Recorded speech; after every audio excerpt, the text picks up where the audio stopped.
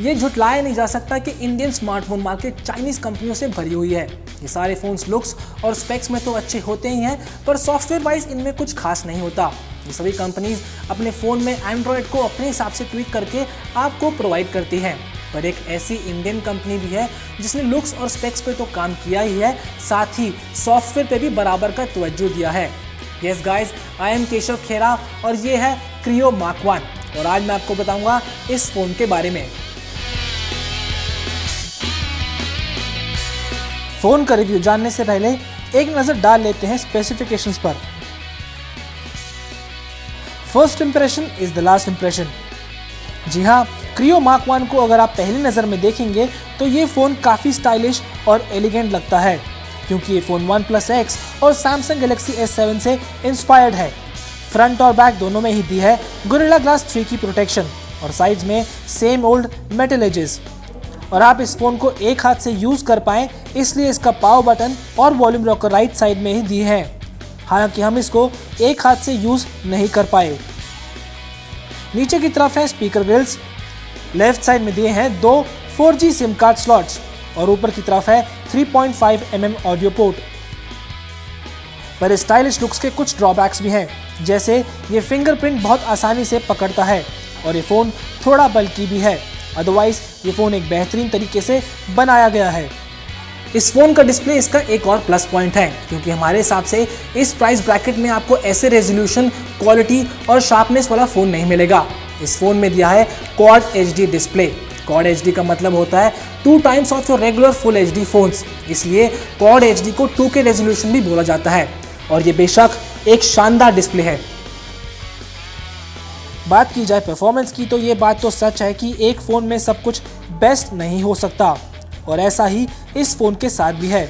इस फ़ोन में MediaTek का बेस्ट प्रोसेसर Helio X10 दिया है, पर फिर भी इस फ़ोन को यूज़ करते समय हमने लैगिंग इश्यूज फेस किए और जब हमने इस फ़ोन में हाई ग्राफिक्स वाली गेम्स जैसे मॉडर्न कॉम्बैट 5 और एसफेल्ट खेली तो इस फ़ोन ने हमें बेहद निराश किया, क्योंकि गेम के इंटरनल ग्राफिक्स कम करने के बावजूद भी स्मूथ परफॉर्मेंस नहीं मिली।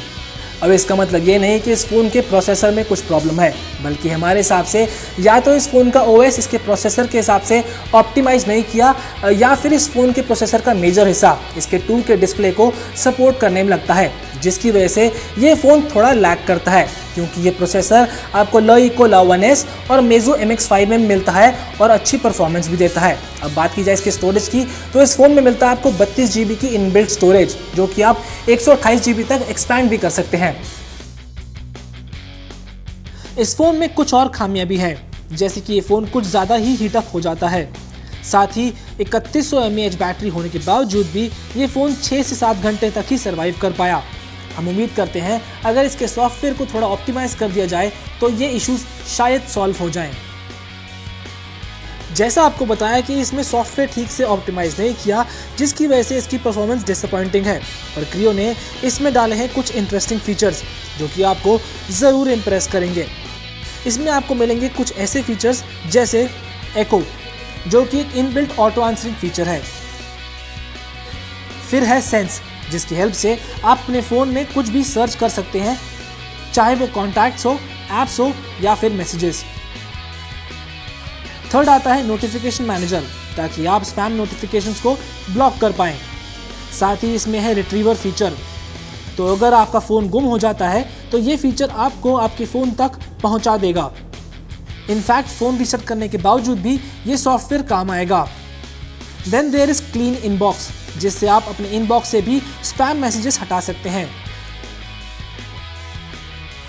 अगला है स्मार्ट जेस्चर फीचर, जिसकी हेल्प से लॉक्ड फ़ोन में कैमरा या फ्लैश लाइट ऑन कर सकते हैं। साथ ही 3 उंगलियों को नीचे स्वाइप करके स्क्रीनशॉट भी ले सकते हैं।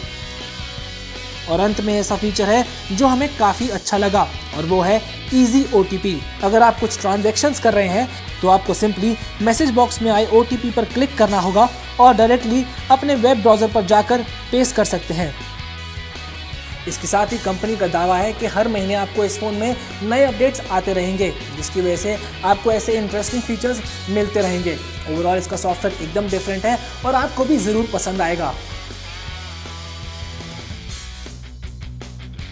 हम हमेशा से ही कहते हैं कि कैमरा एक फ़ोन का इम्पोर्टेंट पार्ट होता है और इस फ़ोन में दिया है 21 मेगापिक्सल का रियर कैमरा, पर अपने हाई मेगापिक्सल होने के बावजूद भी ये काफ़ी डिसअपॉइंटिंग है। जितनी प्रॉब्लम्स आपको इस फ़ोन से फोकस करने में आएगी उतनी ही प्रॉब्लम्स आपको इस फ़ोन से क्लिक की गई पिक्चर्स में भी दिखेंगी। फ़ोन के कैमरा को अच्छा बनाने के लिए कंपनी ने इसमें ऐड की हैं कुछ फीचर्स, जैसे 3D photos, live photos, panorama और यूजुअल क्विक फ़ोटो ऑप्शन। इसके अलावा इस फ़ोन से आप 4K वीडियोस या स्लो मोशन वीडियोस और टाइम लैप्स भी शूट कर सकते हैं। चलिए नज़र डालते हैं इस फ़ोन से क्लिक की गई कुछ पिक्चर्स पर। इस फ़ोन से क्लिक की गई पिक्चर्स काफ़ी निराशाजनक थी। कलर्स वॉश्ड आउट थे और कलर बैलेंस भी सही नहीं था। साथ ही इंडो फोटोग्राफी में भी फ़ोन में काफ़ी ग्रेन्स देखने को मिले। फिलहाल अगर फ्रंट कैमरे की बात की जाए तो वो हमें ठीक लगा।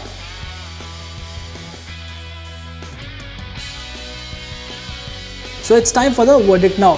हालांकि इस फ़ोन का डिज़ाइन, फ्यूल ओएस के कुछ फीचर्स और इसका फ्रंट कैमरा काफ़ी अच्छे हैं, पर इसके वीक पॉइंट्स जैसे पुअर परफॉर्मेंस, अनऑप्टिमाइज्ड सॉफ्टवेयर और लेस बैटरी लाइफ इस फ़ोन को टॉप फोन्स की लीग से बाहर करते हैं। और सबसे बड़ी बात, ये फ़ोन 20,000 का होने के बावजूद भी इस फ़ोन में आपको फिंगरप्रिंट स्कैनर नहीं मिलेगा, जिसकी वजह से हम आपको ये फ़ोन बिल्कुल भी सजेस्ट नहीं करेंगे। इससे बेटर आप मोटो एक्स प्ले खरीद सकते हैं या फिर कुछ पैसे और मिला के ऑनर 7 भी खरीद सकते हैं।